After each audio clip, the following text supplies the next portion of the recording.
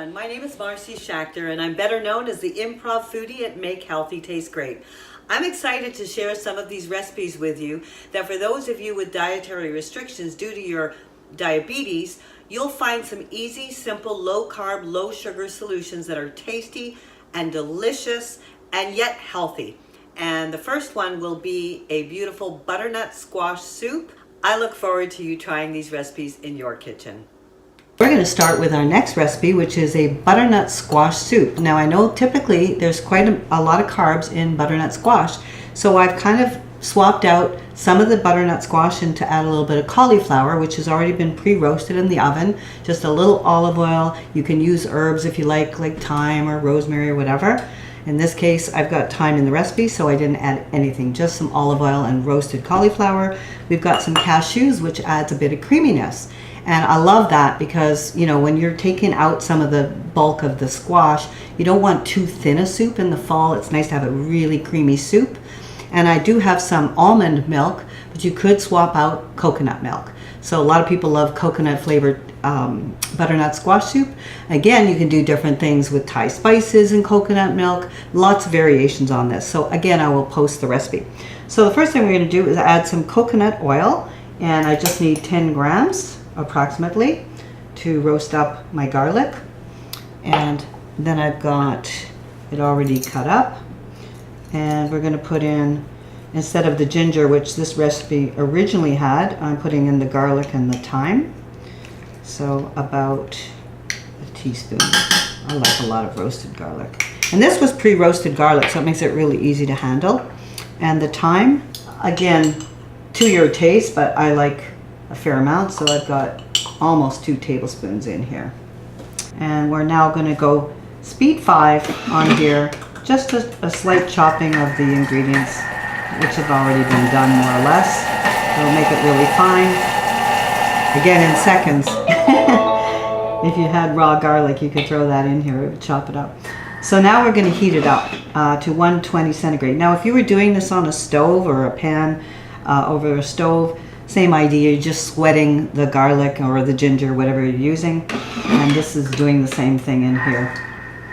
So it says to go speed 3. And we're just going to put the lid on here and seal that. And we're just going to take a pause for a moment and come right back.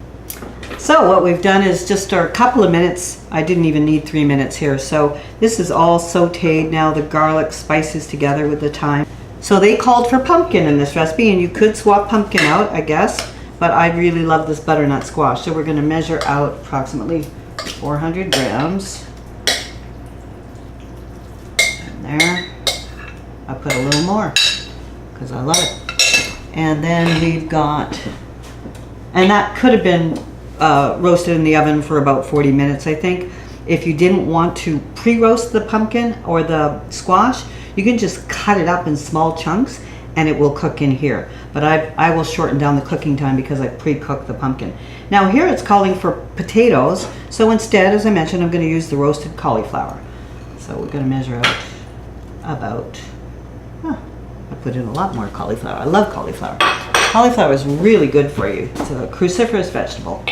And now we're going to add in our raw cashew nuts, 50 grams.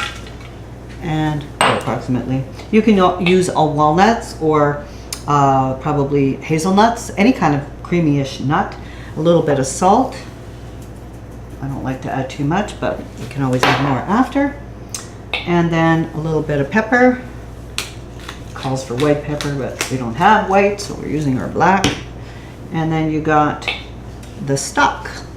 So it calls for, it says water on this recipe, but I really like to flavor my soups with a homemade chicken stock, which never have any leftovers in my house.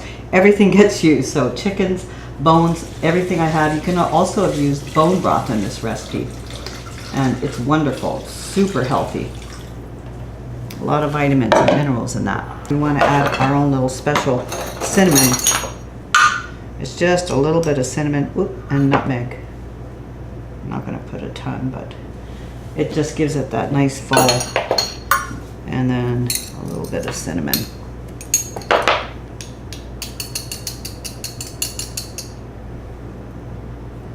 And this cinnamon I ground in here from sticks. So like I said, it's great to have a way to grind your own spices. It just tastes so much fresher. And then we're going to put that in. And the next step, 15 minutes, which I will cut down to 10 because I pre-cooked the squash, or maybe even 9 minutes, and turn to speed 1. And we can check it. So if you were doing it on a stove, again, you know, pre-cooking the squash just shortens down the time. I love roasted squash. So going into the soup cooked, it's going to shorten down your cooking time. So that's all we need for the moment, and we're going to come back to you shortly with the final recipe. Okay, so we're back and soup's just about on. I've already added the almond milk, which is the Blue Diamond unsweetened almond milk. As I said, you could also use coconut milk, just as yummy with the Thai spices if you like that. And I've already blended it. It is creamy, delicious on any cold winter day. This will warm you right through. And we've got our beautiful brie with the red cranberry chutney here. I'm just going to pour a little cup, and then we'll add a little bit of extra salt if we need it. See that color? Goldeny yellow. That's exactly what you want. And it creamed up pretty good. Ooh, num num. And if you like a little garnish in there, put a little creme fraiche on that or yogurt. I just like it as is. And you've got your little sprinkling of thyme on top here. Just there we go.